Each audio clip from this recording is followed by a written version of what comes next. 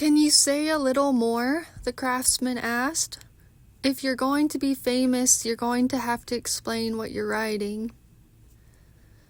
I assure you I'm not red carpet, just a basic red rug, Laine said. But she tried to describe what she was writing anyway, as if she was a real author of a real book. I've heard it described as Harry Potter meets Dances with Wolves, she said. While the craftsman was trying to understand what Laine was writing about, she was trying to understand what he meant in her life. A compassionate male figure, a mentor.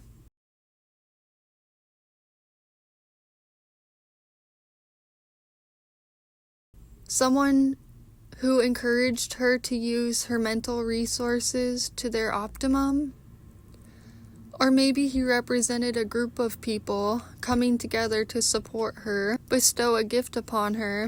In any case, he was telling her to gather her strength and strike while the iron was hot. What is it about? He asked. It's a memoir inside a fantasy about my upbringing in Montana, but it's not like Little House on the Prairie. I tell the truth because I am an artist, she said. It's also a story about a girl with a broken heart who became all these other things in the process of healing herself. It's about an Irish myth called the Cattle Raid of Cooley, a reinterpretation. Back then, cows were the source of currency. So the north and south of Ireland fought over this one cow, Cuchulain, a bull that's supposed to be the most potent bull of the land, she said. A stud, he said. Incidentally, though he isn't prized for the right reasons, she said.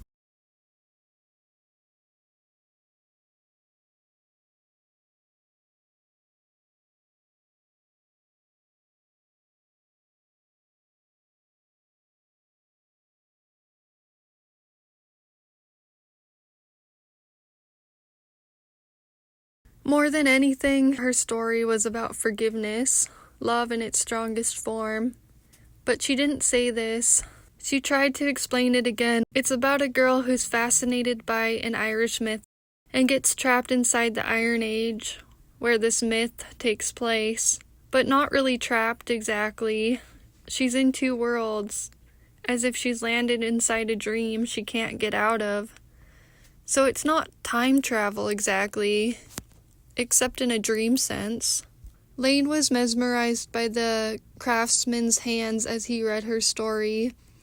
She liked his working hands. She liked Dad's hands the same way. Dad was away a lot.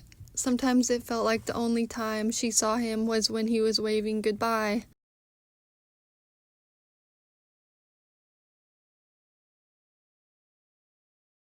She felt magic happening for her behind the scenes. It was the type of vibe that said, now you see that certain efforts have been worthwhile. Her new strength was not just physical, but the arrival of new friends and other supports. What makes a person great? The craftsman asked, looking up from his work. Laine was definitely sure this craftsman of the Iron Age was Cuchulain's father, Lug, who was named the craftsman god. Not Cuchulain's earthly father, Sualtam.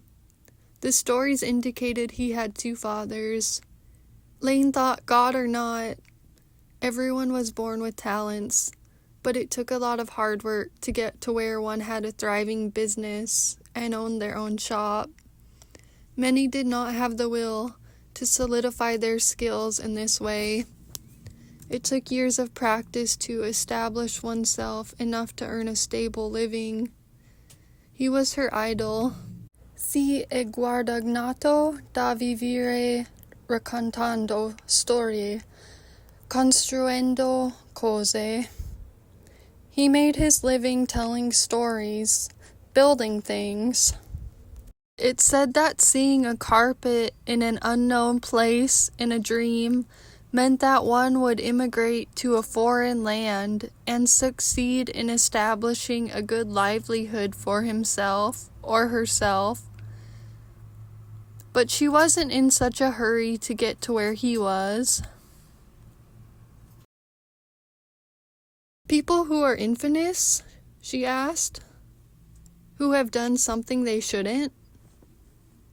That's a good guess, but no. Effort, he said. And an iron will. She was vulnerable but could take criticism. Her hands were in her lap, the fingers unnecessarily folded into each other as he read. You see, it's sort of a memoir, like sitting on a train backwards with all the scenery passing by, and the glass is kind of tarnished and scratched so you can see your image also. I've always been obsessed with double images, and I guess that's what you get here, and with my writing and my art, she said, still trying to explain.